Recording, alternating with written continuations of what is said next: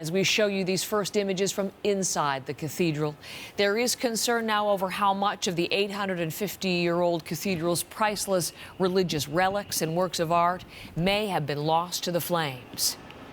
This is a part of the UNESCO World Heritage Site of the banks of the Seine, which was inscribed in 1991, and it's one of the emblematic building of this whole World Heritage Site. So for us, the question was, what is the stability of the building, what has gone? So at least 2/3 of the roof has gone, and so major damages must be inside. There were so many concerns about the treasured religious relics and the pieces of art. Would they be lost? Would they be damaged? And it seems at this point that much, if not most, has been saved. Some of the things that they were able to save, can you explain the significance for us? Everyone is referring to the crown of thorns. That would probably be the most important relic that they housed at the cathedral.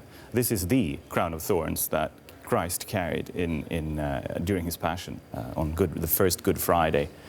Some 2,000 years ago, or almost 2,000 years ago. And this was a relic that came into the hands of King Louis IX, Saint Louis, in the 13th century. And he had the Sainte-Chapelle close to the Notre-Dame built for the purpose of housing these relics.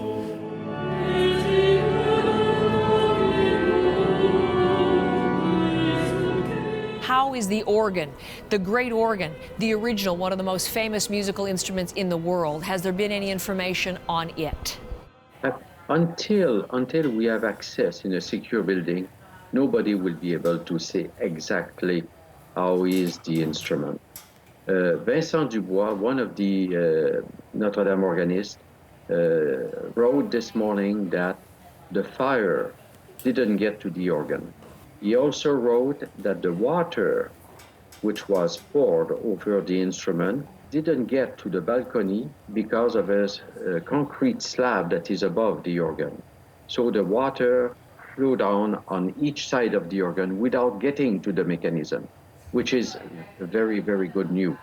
The damage would be by heat and smoke, and as the stained glass window behind the organ is still in place, we hope that the heat in the organ was not too high and that the pipework was mostly preserved. The artworks can be recovered if they are still there, and damages can be addressed. But what is also very important to look at the movable heritage, which belonged here to the church, and the French authorities have now a cooperation with the Louvre to recover the movable heritage and to put it to safety for the time when we start with the restoration works. You should do a rebuilding and a reconstruction as it looked before, but at the same time we need to know which is the part which is new and which is the part which is old. Definitely no new design, that's for sure. UNESCO will also check this, of course, but I think in the case of Notre-Dame we are in a very lucky situation because we have a lot of documentation. We have archival material, films, video, all the tourists give their photos in addition to the scientific data we have, both with the Church of Paris and also with the National Archives. I think this is really a given that it is possible. It will be difficult, but it's not impossible. We have done more impossible things at UNESCO, so that's possible.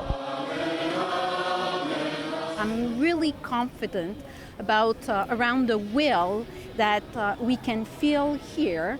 And you know what? I've been in Paris for the last 18 months, and one word to describe France: resilience.